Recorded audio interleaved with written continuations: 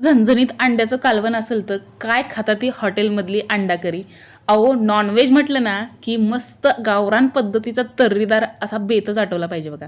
तर बघा मी झणझणीत असा अंड्याचं कालवण बनवण्यासाठी मी आधी अंडी उकडून घेतली आणि आता गावरान पद्धतीचं कालवण म्हटल्यावर तर मसाला तर झालाच पाहिजे म्हणून ताजा सौदा चांगला भाजून घेतला. खोबरं, कांदा, लसूण, आलं हे पण चांगलं भाजून घेतलं थोडं थोडं तेल घालून आणि याच्यातच भाजके फुटाणे घातले.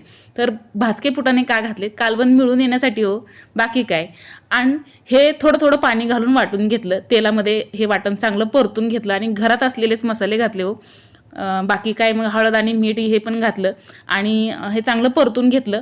आता काय हा सगळा व्हिडिओ चॅनलवरती अपलोड केला आहे तर नक्की चेक करा बघा. तर अंडे चीर मारून घातले आणि अंडेसुद्धा चांगले परतून घेतले आणि गरम पाणी घालून याला चांगलं उकळून घेतलं. लईच भारी अंड्याचं कालवण बनवून तयार झालं बघा. तुम्ही पण बनवा आणि तेवढं चॅनलला सबस्क्राईब करा बरं.